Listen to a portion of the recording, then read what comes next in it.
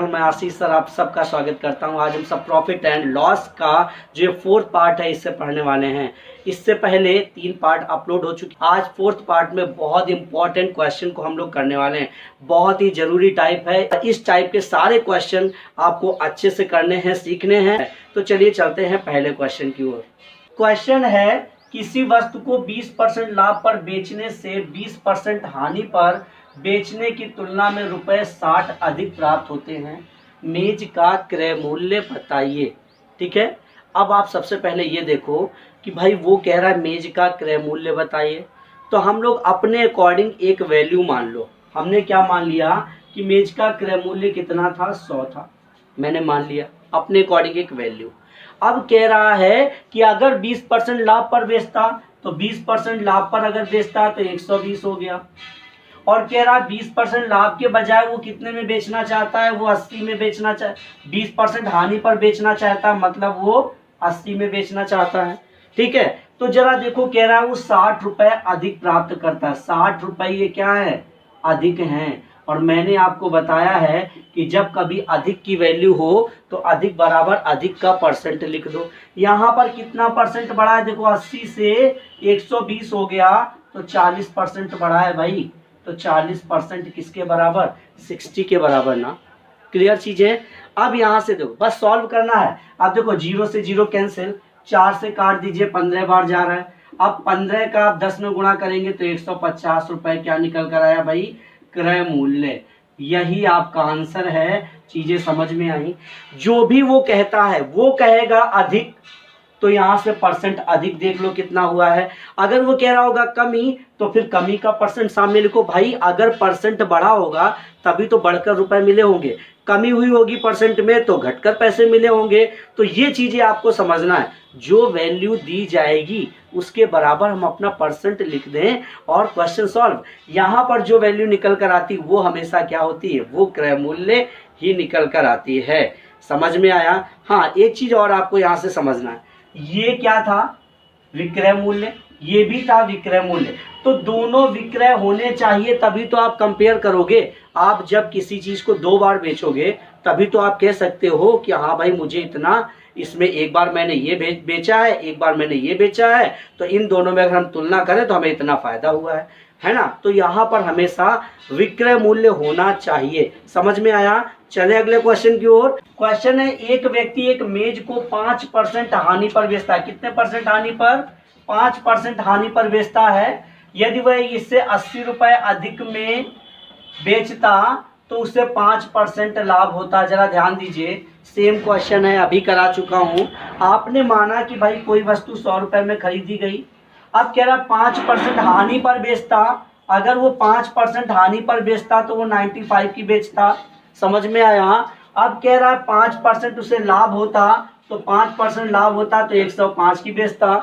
और उससे 80 रुपए अधिक मिलते, 80 रुपए अधिक पर वो बेचता। भाई 80 रुपए अधिक पर बेचता तो बात तो वही हो गई, 80 रुपए ज्यादा उसे मिलते।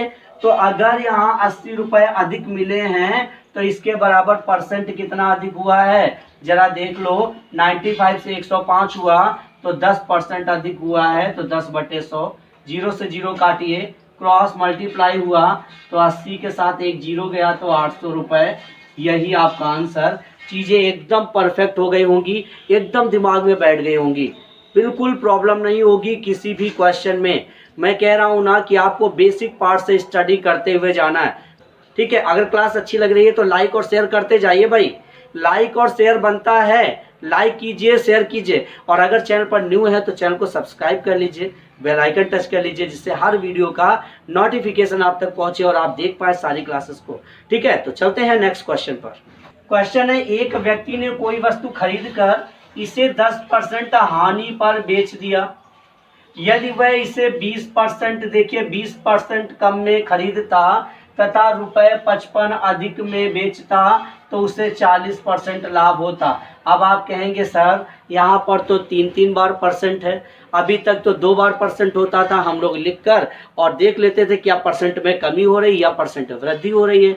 जैसा वो यहाँ देता था, अगर वृद्धि बोलता था तो हम परसेंट देख लेते थे कितना बढ़ा, लिख देते थे।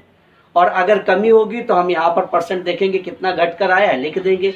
लेकिन यहाँ तो 3% है। अब हम क्या करें, तो जरा ध्यान दो, मैंने पहले क्वेश्चन में कहा था कि इस जगह जो हम परसेंट देखेंगे वो दोनों के दोनों विक्रय मूल्य होने चाहिए। करने का तरीका जरा देख लो। मैंने सबसे पहले क्या बताया कि आप मानिए ये 100 रुपये क्रय मूल्य है, ठीक है, हमने मान लिया 100 क्रय मूल्य, क्योंकि 100 100% होता है, ठीक, इसे हमने क्रय मान लिया। अब कह रहा यदि व्यक्ति ने कोई वस्तु खरीद कर इसे 10% हानि पर बेच दिया, मान लीजिए उसने इसे कितने में बेच दिया, 90 में बेच दिया। बहुत ध्यान से समझना, 90 में उसने बेच दिया, 90 में उसने बेच दिया। जरा यहाँ पर लिख दो ऊपर, थोड़ा सा नीचे शायद दिखे ना। 100 में कोई चीज खरीदी, 90 में बेच रहा है। देखो जरा ये विक्रय मूल्य है ना, ये विक्रय मूल्य है 90 रुपए। अब कह रहा है सेकंड टाइम क्या कह रहा है, यदि वह इसे 20% कम में खरीदता, बेचने की बात नहीं कर रहा, यहाँ पर खरीदने की बात कर रहा है। मतलब 80 रुपए जो है कह रहा है अभी 90 की बेच रहा था, जब वो 100 की खरीद रहा था तो वो 90 की बेच रहा है। अब वो कह रहा अगर वो 80 की खरीदता, अब 80 क्रय मूल्य अगर होता, अगर क्रय मूल्य कितना होता, 80 होता, तो कह रहा है उसे 40% का लाभ होता, 40% का। तो अगर क्रय मूल्य दिया होगा और आपको विक्रय मूल्य बनाना होगा तो क्या करोगे। मैंने पहली क्लास में बोला है कि देखो क्रय से विक्रय की तरफ जाएंगे ना तो 100 नीचे रहेगा, क्योंकि सीधे सीधे चल रहे हैं भाई। क्रय पहले होता है, विक्रय बाद में होता है, तो हम सीधे चल रहे हैं ना, इधर से इधर जा रहे हैं ना, क्रय से विक्रय की तरफ।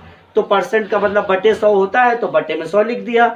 और लाभ या हानि ऊपर लिखेंगे, 40% लाभ हुआ है ना, तो 100 में जोड़कर 140। अब ये बन गया विक्रय मूल्य। मैंने क्यों बनाया भाई विक्रय मूल्य, क्योंकि मैंने आपको बताया है कि जब हम परसेंट में अंतर देखेंगे तो विक्रय दोनों होने चाहिए, तभी तो हम देखेंगे भाई 55 रुपए अधिक मिल रहा है तो इसके बराबर अधिक का परसेंट लिखो। कितना बढ़ा है भाई, परसेंट देख लो। तो पहले इसको विक्रय पूरा काट कर बनाओ, 0 से 0 कैंसिल, इस 0 से 0, 14 8 112। देखो जरा 90 में बेच रहा था, अब वो 112 में बेच रहा है, मतलब उसे कितने परसेंट का फायदा हो रहा है, 22% का फायदा हो रहा है। चीजें समझ में आई, चीजें समझ में आई। अब देखो काट दीजिए, 11 से 11 दूनी 22, 11 पच्चे 55, 2 पंचे 10, 50 का जब हम इस 5 में गुणा करेंगे तो 250 रुपए आंसर। समझ में आया भाई। तो कहने का मतलब है कि विक्रय से विक्रय की तरफ ही हमें चलना है। अगर यहाँ पर कमी या अधिक आ रही है तो विक्रय से विक्रय ही निकालना है, मतलब 2 बार हमारे पास विक्रय होना चाहिए। और ये क्या कर देगा, ये हो सकता है एक विक्रय दे दे, एक क्रय दे दे, तो जो क्रय दे रहा है उसको विक्रय बना लो। बनाने में प्रॉब्लम क्या, मैंने तो बताया है क्रय से विक्रय बनाएंगे तो 100 नीचे रहेगा और लाभ जितना दिया है वो ऊपर कर देंगे, 100 में जोड़कर बन गया दोनों, ये विक्रय ये विक्रय। आपने देखा दोनों में डिफरेंस 22% का। समझ में आया। क्वेश्चन है, एक व्यक्ति ने कोई वस्तु खरीदकर इसे 5% लाभ पर बेच दिया, वह इसे 5% कम में खरीदता तो 1 रुपए कम में बेचता। देखो मैंने अभी इस टाइप का क्वेश्चन कराया है ना, तो उसे 10% लाभ होता। जरा देखिए, सबसे पहला काम हमें वही करना है। हमें क्या करना है, क्रय मूल्य मान लेना है कि भाई 100 रुपए है हमारा, ठीक है। अब कह रहा इसे 5% लाभ पर बेचता, तो मतलब अगर वो 105 का बेच देता, ये तो विक्रय मूल्य हो गया ना, ये क्या हो गया, ये विक्रय मूल्य बन गया। हमें 2 विक्रय मूल्य चाहिए, ये याद रखना, मैंने बताया है ना, दोनों विक्रय होंगे तभी तो आप कंपेयर करेंगे कि फायदा हुआ या घाटा हुआ है। अब जरा देखो दूसरी कंडीशन क्या कह रहा है, यदि वो इसे 5% कम में खरीदता, अब 100 के बजाय वो 5% कम में खरीदता, मतलब वो अगर 95 में खरीदता। देखो ये क्या है, ये क्रय मूल्य बन गया, ये क्रय मूल्य बन गया बेटा। तो ये 95 में अगर खरीदता तो उसे 1 रुपए कम मिलता, कम में बेचता तो 10% लाभ होता। अब जरा देखो अगर बेचता तो उसे 10% लाभ होता, 10% लाभ होता ना, इसका मतलब है ये क्रय है ना, इसको विक्रय बना लो। 10% लाभ है और ये क्रय मूल्य विक्रय बना रहे हैं, 100 नीचे रहेगा, 110 ऊपर रहेगा, बन गया विक्रय। काट दीजिए जरा, 0 से 0 कैंसिल। और जब हमने 11 का 95 में गुणा किया तो क्या आ रहा है भाई, 104 और ये 5, ठीक, अब जरा नीचे देखो 10 है तो 10 एक अंक, एक जीरो है तो एक अंक पहले दशमलव लगाएंगे, तो क्या आया भाई 104.5।